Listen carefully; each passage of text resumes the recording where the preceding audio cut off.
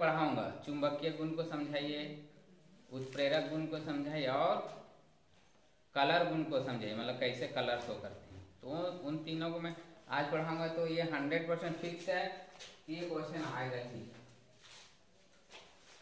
तो पहला प्रॉपर्टी देखते हैं, कैटालिटिक प्रॉपर्टी।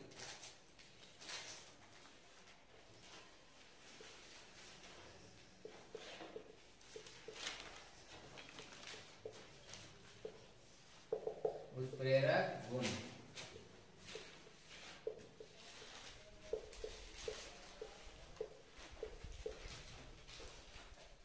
ठीक है, उत्प्रेरक गुण। तो उत्प्रेरक के बारे में हम लोग पढ़ चुके हैं। उत्प्रेरक क्या होता है? जो जनरली किसी भी केमिकल रिएक्शन के रेट को क्या करता है? चेंज कर देता है, या तो इंक्रीज करेगा या डिक्रीज करेगा। ठीक है, तो जितने भी डी ब्लॉक एलिमेंट हैं उनकी एक खासियत होती है, ये एक ऐसा नेचर होता है कि ये बहुत अच्छे कैटालिटिक का काम करते हैं, उत्प्रेरक की तरह काम करते हैं। ठीक है, बहुत अच्छा क्या काम करते हैं? उत्प्रेरक का। क्योंकि उत्प्रेरक का काम ही है, क्या होता है? केमिकल रिएक्शन रेट को बढ़ाना। ठीक है, तो इसी वजह से जो डी ब्लॉक एलिमेंट होते हैं वो बहुत अच्छा कैटालिटिक नेचर रखते हैं। जैसे आयरन हो गया,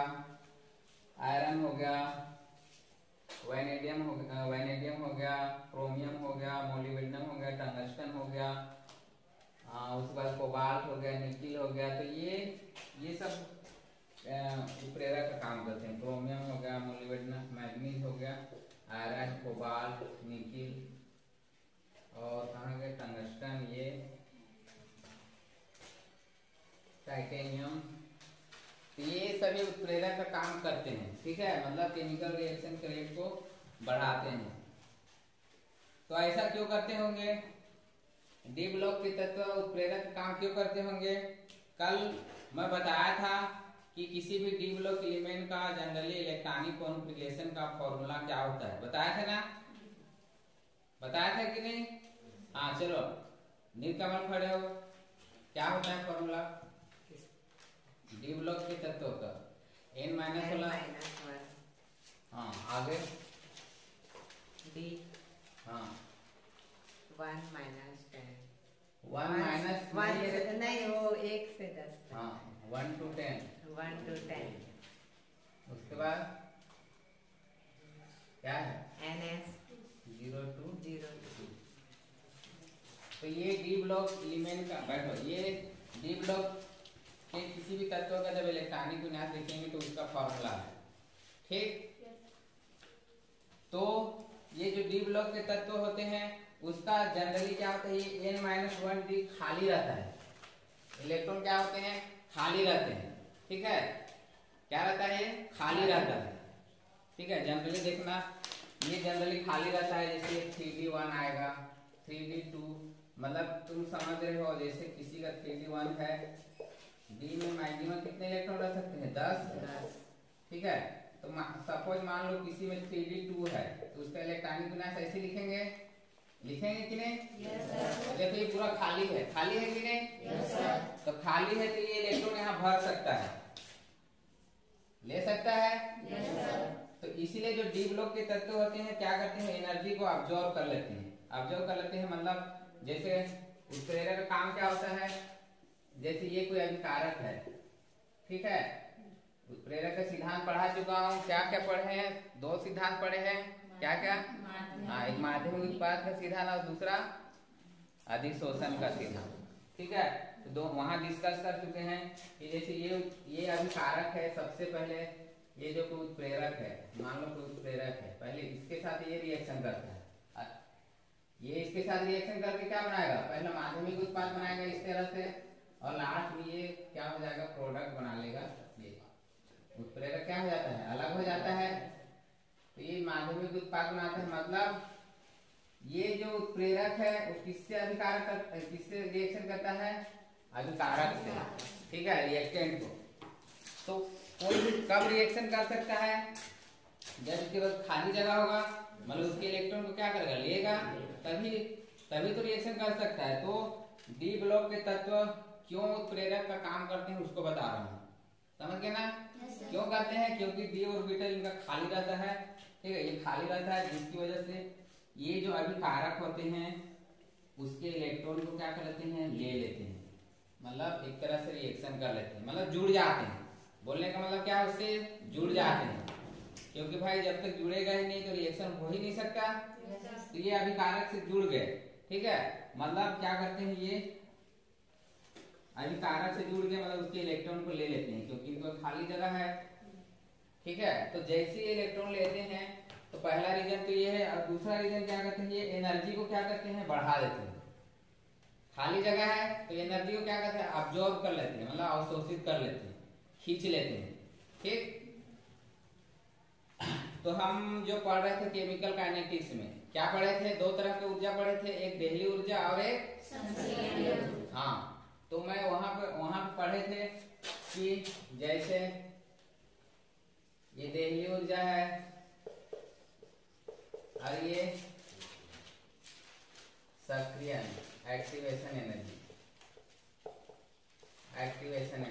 ठीक है, ये क्या बोलते हैं, थ्रेशोल्ड, और ये क्या है, एक्टिवेशन एनर्जी, ठीक। तो आप कोई अभिकारक है, ठीक है, कोई अभिकारक है, वो तब तक रिएक्शन नहीं कर सकता या प्रोडक्ट नहीं बना सकता जब तक कि उसकी एनर्जी किसके बराबर ना आ जाए, देहली ऊर्जा के बराबर आ जाए, ठीक है। और सक्रिय ऊर्जा बताया था कि जो सक्रिय ऊर्जा मतलब सक्रिय करना, किसी को एक्टिव करना। जैसे स्टार्टिंग में इसकी एनर्जी कम है तो इसको हम लोग क्या कर रहे हैं, एक्टिव कर रहे हैं, ठीक है, मतलब एनर्जी दे रहे हैं ताकि इसकी एनर्जी बढ़ के इतना आ जाए और रिएक्शन कर सके। तो जो डी ब्लॉक के तत्व हैं ये क्या करते हैं, एनर्जी को अब्जॉर्ब कर लेते हैं, एनर्जी को अब्जॉर्ब करके क्या करते हैं, सक्रिय ऊर्जा को बढ़ा देते हैं, ठीक है, मतलब सक्रिय ऊर्जा को कम कर देते हैं, मतलब एनर्जी अब्जॉर्ब करेंगे और सक्रिय ऊर्जा को क्या करते हैं, कम कर देते हैं। ध्यान से समझना, अगर आगे कंपटीशन एग्जाम या कॉलेज वगैरह में काम आएगा, नहीं तो तुम इतना भी समझ के आगे बढ़ सकते हो कि क्या क्या उत्प्रेरक काम करते हैं। लेकिन अगर समझना चाहते हो अगर डिटेल में बता रहा हूँ क्यों डी ब्लॉक के तत्व ही उत्प्रेरक का काम करते हैं। कभी भी देखना एस और टी वाले काम नहीं करते। तो देखो क्यों करते हैं, क्योंकि उस दिन हम पढ़े थे कि जैसे ये एक्टिवेशन एनर्जी का ग्राफ होता है, ठीक। तो मैं वहां बताया था कि जब उत्प्रेरक डालते हैं तो ग्राफ को क्या करता है, कम कर देता है। एक्टिवेशन एनर्जी को क्या करता है, कम कर देता है, और जैसे ही कम करता है तो तुरंत प्रोडक्ट बनेगा। तो उसमें पहाड़ से भी कंपेयर करके बताया, पहाड़ की ऊंचाई ज्यादा रहेगी तो तुमको इस पार से उस पार जाने में टाइम लगेगा, लेकिन पहाड़ की ऊंचाई कम हो जाएगी तो तुम आसानी से उस पार जा सकते हो। तो उत्प्रेरक का काम वही होता है कि ये एक्टिवेशन एनर्जी को क्या कर कम कर देता है, ठीक है, मतलब एक तरह से एनर्जी को इसका बढ़ा देता है ताकि वो सक्रिय ऊर्जा को क्या करे, कम कर देते हैं। तो जो डी ब्लॉक के तत्व ये यही काम करते हैं, ये उत्प्रेरक का काम करते हैं और ये एक्टिवेशन इसकी एनर्जी को बढ़ा देते हैं और सक्रिय ऊर्जा को क्या करते हैं, कम कर देते हैं, ठीक है। क्योंकि इस पर खाली जगह है, पहले तो जुड़ गए उसके साथ, और जुड़ गए तो इसको क्या कर दिए, एनर्जी दे दिए, एनर्जी को खींचे तो एनर्जी दे दिए, इसको जो अभिकारक थे उसकी एनर्जी दे दिए, और एनर्जी दे दिए मतलब उसकी सक्रिय ऊर्जा को क्या कर दिए, कम कर दिए, ठीक है, कम कर दिए। तो वो क्या कर जाएगा, रिएक्शन में भाग लेगा, और रिएक्शन में भाग लेगा तो प्रोडक्ट बनाएगा। समझे कि डी ब्लॉक के तत्व ही क्यों उत्प्रेरक काम करते हैं। तो अगर एक लाइन में बोला जाए तो डी ब्लॉक के, अगर कोई पूछा तुमको कभी कि डी ब्लॉक के तत्व ही क्यों काम करते हैं, क्यों करते हैं, क्योंकि डी ब्लॉक के तत्वों का जो डी ऑर्बिटल खाली रहता है, ठीक है, जिसकी वजह से क्या करते हैं, अभिकारक के साथ आसानी से जुड़ जाते हैं, ठीक है, या फिर उसकी एनर्जी को क्या करते हैं, बढ़ा देते हैं। अब सपोज मान लो किसी का ऑर्बिटल पूरा भरा है, ठीक, किसी का ऑर्बिटल पूरा भरा है,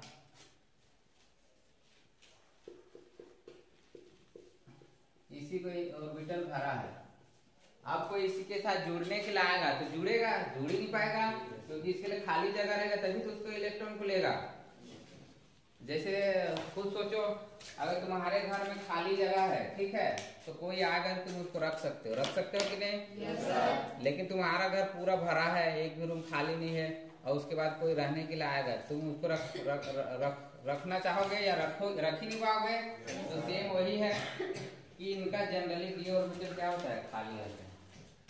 ये का इसी वजह से जितने भी डी ब्लॉक के तत्व होते हैं वो क्या करते हैं, उत्प्रेरक का काम करते हैं। तो एक दो एग्जांपल देखेंगे कि कौन कौन से केमिकल रिएक्शन में पार्टिसिपेट करते हैं। तो एक हैबर प्रोसेस,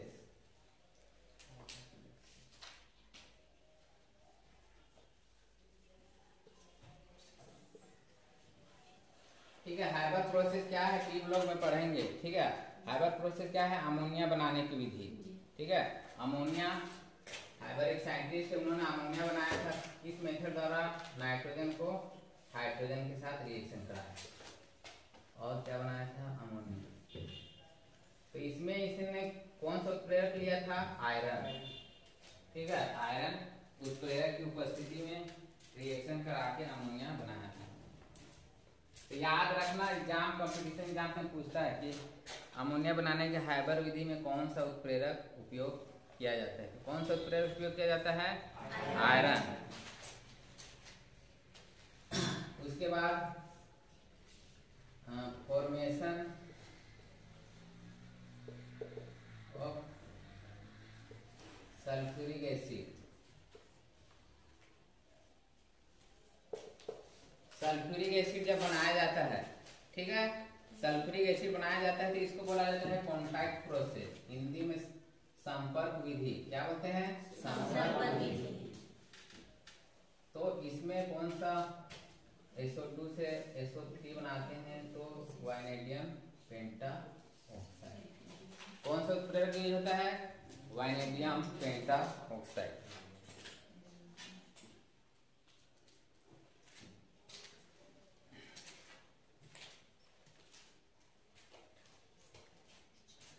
थर्ड, और एक एग्जाम्पल क्योंकि तुमको लिखना पड़ेगा। थर्ड, जिगलर नाटा कैटलिस्ट। सुने हो इसके बारे? हाँ, सुने हो कि नहीं? हाँ, तो क्या सुनते हो, तो गाना और फिल्म।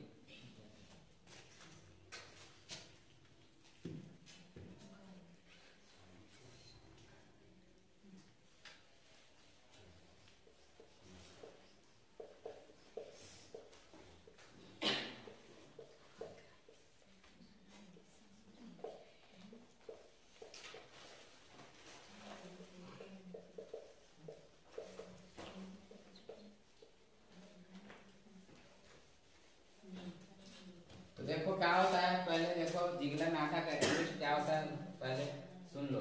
ये भी तुमको अच्छे से याद रहना चाहिए। ये जो आज टॉपिक पढ़ा रहे हैं, ठीक है, तुम्हारे 12वीं के लिए तो इम्पोर्टेंट है ये, लेकिन आगे चल के तुम कॉलेज वगैरह करोगे तो सेम टू सेम यही पढ़ना है, यही लिखना है। उसके अलावा तुम अगर किसी भी कंपटीशन एग्जाम में बैठते हो तो ये इस टॉपिक से 100% एक दो क्वेश्चन पूछा ही जाएगा। तो जिगलर नाटा कैटलिस्ट क्या है, तो जिगलर और नाटा दो साइंटिस्ट का नाम है, ठीक है। ये वैज्ञानिक का नाम है। तो पॉलीमराइजेशन पढ़े हो कि नहीं, हिंदी में क्या बोलते हैं, बहुलीकरण। पढ़े हो कि नहीं 10वीं कक्षा में? पढ़े हो ना? हाँ, क्या होता है, तो बहुलीकरण कौन जानता है? 9वीं में पढ़े होगे, 10वीं में भी। चलो, क्या होता है, तो बहुलीकरण मतलब बहु मतलब ज्यादा, ठीक है। तो एक लाइन में देखोगे तो जो छोटे छोटे अणु ऐसे मिलते हैं और क्या बनाते हैं, बड़ा अणु, ठीक है, पॉलीमराइज हो जाते हैं। छोटे अणु आपस में मिल के एक दूसरे से जुड़ के क्या बनाते हैं, बड़े अणु, तो उसको पॉलीमराइजेशन कहते हैं। तो जैसे इसके बहुत सारे एग्जाम्पल है। एथिलीन से पॉलीथीन बनाना, जो पॉलीथीन यूज होता है क्या है, एक तरह का पॉलीमर, क्या है पॉलीमर। इसीलिए बोला जाता है ना कि जो पॉलीथीन है उसका बहुत ज्यादा यूज नहीं नहीं करना चाहिए। कई बार उसमें बैन लगाने की बात हुई कि नहीं? Yes, sir. हर साल होती है, लेकिन इंडिया वाले तो ऐसी थ्रेशर हैं वो यूज करेंगे ही। नहीं तो बहुत सारे देश में बैन लग गया। यहाँ भी बहुत कोशिश किया गया गवर्नमेंट के द्वारा, लेकिन भी कुछ भी कर लो, दुकानदार छुपा के दे रहा है तो तुम भी ले हो, तो ऐसे चलते आ रहा है। नहीं तो बैन लगाने के लिए कब से बात हो रही है कि नहीं? Yes, न्यूज़ वगैरह सुनते हो या देखना, अचानक से गवर्नमेंट फिर जागेगा, फिर दुकानों में बाजारों में अनाउंस होगा कि बंद करना बंद। फिर लेकिन इधर उधर से इंडिया वाले जुगाड़ू रहते हैं, इधर उधर करते रहते, फिर हो जाते हैं। मतलब बंद ही नहीं हो रहा है, जबकि पॉलीथीन का यूज नहीं करना चाहिए। क्यों? क्योंकि वो डिकम्पोज नहीं होता, ठीक है। वो जहाँ है वही वो क्या होता है, सड़ता गलता नहीं है। तो वो क्या होंगे, हमारे एटमॉस्फेयर में रहेंगे या नेचर में रहेंगे, तो जाहिर सी बात है वो उसको इफेक्ट डालेंगे। क्योंकि जो आसानी से डिकम्पोज हो जाता है तो क्या होगा, एक समय बाद तो खत्म हो गया, नष्ट हो गया, लेकिन ये कभी खत्म नहीं होते। मेन रीजन यही है, ये पॉलीमराइज के थ्रू बनते हैं, ठीक है। इसी वजह से जनरली ये डिकम्पोज नहीं होते। तो जैसे धीरे बहुत सारे हैं, जैसे स्टेरिन हो गया, नाइलॉन हो गया, उसके बाद ब्यूना एस हो गया, ब्यूना एस, तो ये सब लास्ट चैप्टर में है तुम्हारे, जब पढ़ाएंगे पॉलीमर उस समय सबके बारे में बताऊंगा, ठीक है। तो क्या होता है उसको बता रहा हूं। तो जब एथिलीन से पॉलीथीन बनाया जा रहा था, ठीक, जब एथिलीन से पॉलीथीन बनाया जा रहा था तो एथिलीन से पॉलीथीन बन रहा था, लेकिन टाइमिंग ज्यादा लग रहा था। टाइमिंग क्या लग रहा था, ज्यादा, और उतने अच्छे क्वालिटी नहीं मिल रहे थे पॉलीथीन के। जैसे तुम देखना, पॉलीथीन के भी अलग अलग क्वालिटी मिलते हैं कि नहीं? कई पॉलीथीन एकदम पतले रहते हैं, तुरंत फट जाते हैं, कोई थोड़े हार्ड रहते हैं। और आजकल तो पॉलीथीन से बहुत सारी अच्छी अच्छी चीजें बन जा रही है, जैसे रेनकोट हो गया, पानी बोतल, वो सब क्या है, पॉलीथीन है, लेकिन वो अच्छी क्वालिटी वाली है। डिफरेंस है कि नहीं? कई पन्नी रहता है एकदम पतला रहता है, वैसे फट जाता है, तो कोई एकदम अच्छे क्वालिटी वाले आ रहे हैं। तो पहले ऐसे नहीं होता था, स्टार्टिंग में पॉलीथीन उतनी अच्छी क्वालिटी वाली नहीं बनती थी, ठीक है, और टाइम लगता था ज्यादा। तो जिगलर और नाटा दो साइंटिस्ट थे, उन्होंने एक प्रेरक का उपयोग किया जिसके द्वारा पॉलीथीन जल्दी जल्दी बनाया जा सके और अच्छी क्वालिटी वाला पॉलीथीन बनाया जाए, ठीक है। तो उन्होंने कौन कौन सा उत्प्रेरक यूज किया? तो टाइटेनियम टेट्राक्लोराइड और एक था ट्राई एथिल एल्यूमिनियम। क्या बोला? Try ethyl aluminium. चलो, तो आप कौन फॉर्मूला लिख के बताएगा ट्राई एथिल एल्यूमिनियम का फॉर्मूला क्या होगा? जो लिख दिया मैं समझ जाऊंगा कि केमिस्ट्री सीख गया हो। ट्राई एथिल एल्यूमिनियम का फॉर्मूला लिख के बताओ। ट्राई एथिल एल्यूमिनियम, ठीक है। एल्यूमिनियम बोल रहा है, एल्यूमिनियम की वैलेंसी कितनी होती है? 3, और ट्राई एथिल भी बोल रहा है, तो 3 एथिल हो गया, C2H5 C2H5 एथिल का।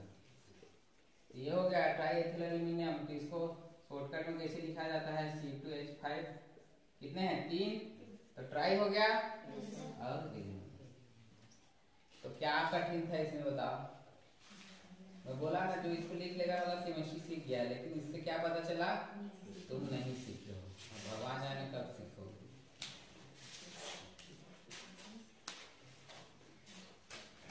तो जिगलर और नाटा जो कैटलिस्ट दो साइंटिस्ट थे, उन्होंने टाइटेनियम टेट्राक्लोराइड और ट्राई एथिल एल्यूमिनियम का उपयोग किया, किसकी तरह? उत्प्रेरक की तरह, ठीक है। तो जो पॉलीथीन बनने का जो टाइमिंग था वो बढ़ गया और अच्छे क्वालिटी के पॉलीथीन बनना शुरू हो गए।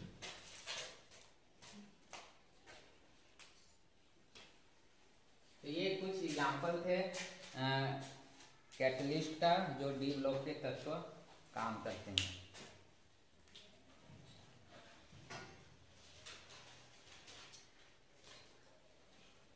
समझ गए? अब अगला प्रॉपर्टी देखेंगे।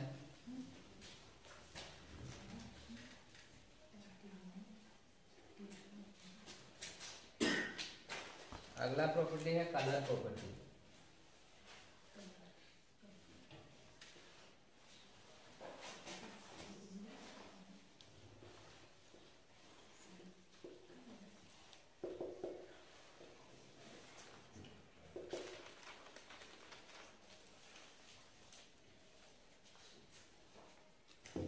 है, तो डी ब्लॉक के एलिमेंट का एक और स्पेसिफिक प्रॉपर्टी ये कलर शो करते हैं। ठीक है, कलर होते हैं जनरली जब इसका रिएक्शन कराया जाता है तो ये कलर कंपाउंड का फॉर्मेशन करते हैं, रंगीन आयन बनाते हैं, जबकि एस और पी ब्लॉक वाले जनरली कलरलेस होते हैं। ठीक है, लेकिन जो डी ब्लॉक के एलिमेंट होते हैं वो क्या होते हैं, कलरफुल। जैसे कॉपर देखोगे तो तुमको ब्लू कलर का दिखाई देगा। ठीक है, आयरन देखोगे तो क्या होगा, हरा कलर का दिखाई देगा। ठीक है, जैसे सोना चांदी को भी देखते हो अलग अलग कलर रहता है ना, गोल्ड पीला कलर दिखाई देगा, चांदी कैसे व्हाइट। तो सबका एक अलग अलग मतलब कलर होता है। तो ये कलर क्यों शो करते हैं? ठीक है, डी ब्लॉक के तत्व जनरली कलर कंपाउंड क्यों बनाते हैं? तो इसके पीछे का कारण क्या है, क्योंकि इसके जो डी ऑर्बिटल है उसमें जब एनर्जी मिलता है, ठीक एनर्जी मिलता है या इनको जब रिएक्शन कराया जाता है तो ये स्प्लिट हो जाते हैं। स्प्लिट मतलब टूट जाते हैं और एनर्जी को क्या करते हैं, अब्जॉर्ब करते हैं। जैसे मैं बताया था, क्या बताया था, क्रिस्टल फील्ड स्प्लिटिंग बताया था कि नहीं? जब कोऑर्डिनेशन कंपाउंड पढ़ा रहा था तो शॉर्टकट में बताया था कि नहीं, T2G और EG, याद आया कि नहीं? नहीं याद आया? ये बताया था कि नहीं जी, डी ऑर्बिटल कितने टाइप होते हैं, 5। तो जब इसको एनर्जी मिलता है तो ऐसे टूटता है, बताया था कि नहीं? Yes sir. हाँ, तो अभी तक हाँ, और इसको बोला था ये क्या होते हैं, T2G, अरे दोनों वाले क्या होते हैं, EG।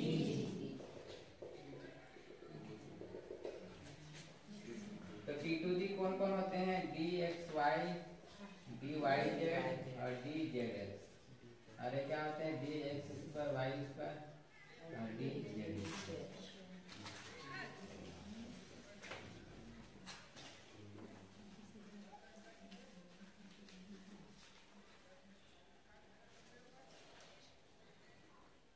ठीक है, तो इसमें क्या होता है, डी ऑर्बिटल में जनरली स्प्लिटिंग हो जाता है।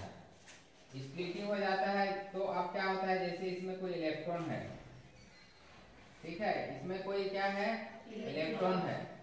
अब इलेक्ट्रॉन है, अब इसको हम लोग एनर्जी दे रहे हैं, एनर्जी दे रहे हैं। इधर से क्या दे रहे हैं हम लोग, एनर्जी। एनर्जी तुम कैसे भी दे सकते हो, या तो उसको गर्म करो। एनर्जी कैसे देते हैं, या तो उसको गर्म करो या तो उसको कोई लाइट दो या प्रकाश दो, जैसे भी दो। ठीक, तो जैसे इसको एनर्जी मिलेगा तो इसकी एनर्जी क्या हो जाएगी, बढ़ जाएगी, बढ़ेगी कि नहीं? Yes sir. अब जैसी बढ़ जाएगी तो ये क्या चल जाएगा, ऊपर, क्योंकि तुमको पता है जब इलेक्ट्रॉन को जब एनर्जी मिलता है तो गति करने लगता है। क्या करने लगता है, गति करने लगता है। तो ये यहाँ देखेगा और ऊपर चले जाएगा। ठीक है, ऊपर चल जाएगा खाली जगह। तो जैसी इसकी एनर्जी बढ़ गई है, ठीक है, एनर्जी बढ़ गई, जैसे कुछ समय बाद हम गर्म करना क्या करते हैं, छोड़ देते हैं। भाई किसी चीज को तुम गर्म करना, और जब तक गर्म करोगे गर्म ही रहता है कि नहीं? yes, लेकिन अगर तुम गर्म करना छोड़ दोगे तो कुछ समय बाद उसको छू के देखोगे तो ऑटोमेटिक ठंडा हो जाता है, होता है कि नहीं? Yes sir. तो वैसे जैसे इस इलेक्ट्रॉन को एनर्जी मिले, ये गर्म मतलब एनर्जी को क्या किया, खींच लिया, अब्जॉर्ब कर लिया और दूसरे डी ऑर्बिटल में चढ़ गया। ठीक है, यहाँ जो खाली जगह था वहां चले गए एनर्जी अब्जॉर्ब करके, क्योंकि इस एनर्जी क्या होगी, बढ़ गई। अब कुछ समय बाद क्या होता है, ये वापस लौट, इसकी एनर्जी खत्म होती है तो पुनः वापस लौट आता है यहीं। ठीक, लेकिन जब वापस आता है तो ये एनर्जी को क्या करता है, रिलीज कर देता है। जो खींच के रखा था, जो एनर्जी दिए थे उसको क्या करेगा, वो बाहर निकाल देता है। एनर्जी को क्या करता है, रिलीज कर देता है। और जो एनर्जी को रिलीज करता है या बाहर निकालता है, वही एनर्जी हमको किस रूप में दिखाई देता है, कलर के रूप में। ठीक है, कलर के रूप में। तो देखो इलेक्ट्रॉन का ट्रांजिशन किससे किससे हो रहा है, डी से डी में। ये डी है, डी से किस में जा रहा है, डी में, तो इसीलिए इसको क्या बोला जाता है, डी डी ट्रांजिशन। तो कंपटीशन एग्जाम पूछा जाता है कि संक्रमण तत्व रंगीन कंपाउंड क्यों बनाते हैं? तो आंसर क्या होगा? डी ट्रांजिशन की वजह से। और डी ट्रांजिशन क्यों बोले, समझ में आया कि नहीं? इलेक्ट्रॉन डी में था और किस में जा रहा है? डी में, इसलिए ये डी हो गया। डी ट्रांजिशन मतलब ट्रांजिशन मतलब क्या करना? जाना, घूमना। तो यहाँ से यहाँ गया। तो कलर क्यों दिखाया? क्योंकि पहले देखो इसकी एनर्जी एकदम कम थी। जैसे तुम कोई भी चीज है, जैसे पानी ही गर्म करते हो, पानी ही गर्म करते हो शुरू में एकदम ठंडा रहता है कि नहीं? yes, अब जैसे जैसे उसको टेम्परेचर दोगे तो धीरे धीरे वो छुओगे तो गर्म हो गया। अब क्योंकि अब उसके इलेक्ट्रॉन भी क्या हो गए? गर्म हो गए। तो जैसे ही इलेक्ट्रॉन गर्म होता है तो गति करने लगता है इधर उधर। तो गति करेगा और गति करेगा तो क्या होगा? वो जहाँ खाली रहेगा वहां जाना चाहेगा। जैसे हम एन और पी टाइप सेमीकंडक्टर पढ़े थे, yes, तो वहाँ क्या था? जैसे ही बॉन्ड टूटता है क्रिस्टल का, तो जो इलेक्ट्रॉन खाली होता है वो पूरा क्रिस्टल में क्या करता है? गति करता है कि नहीं? yes, और कहाँ गति करता है? जहाँ खाली जगह मिलता है वहीं। तो वैसे ही ये इलेक्ट्रॉन यहाँ खाली रहता है, ऊपर वाला वहां चले जाता है। तो यहाँ जैसे आता है, अब जैसी एनर्जी उसका क्या होगा? कम होगा। तो क्या होता है? वो फिर से अपनी जहाँ अपनी वास्तविक स्थिति थी या जहाँ था वहाँ वापस लौट आता है। तो वापस जब लौटता है तो अपनी एनर्जी को क्या करता है? रिलीज कर देता है। ठीक है। तो जो एनर्जी रिलीज होती है वही हमें कलर के रूप में दिखाई देता है। तो इसके अलग अलग प्रॉपर्टी है। जैसे इसका कलर का भी अलग अलग है। जैसे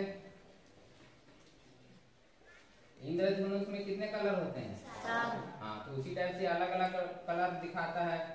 वायलेट हो गया, ब्लू हो गया, ग्रीन हो गया, येलो हो गया, ऑरेंज हो गया और ये रेड। ये तो इसका जस्ट उल्टा होता है। अगर कोई वायलेट कलर का है, वायलेट कलर की एनर्जी अब्जॉर्ब कर रहा है, ठीक है, मतलब खींच रहा है, वो कैसे दिखाई देता है हम लोग को? येलो। जस्ट उल्टा। ब्लू कर रहा है तो कैसे दिखाई देगा? ऑरेंज। और कोई ग्रीन कर रहा है तो कैसे दिखाई देगा? रेड। ठीक है। तो अलग अलग मतलब कलर दिखाई देता है, ये इसकी वजह से। तो ये है डी ट्रांजिशन।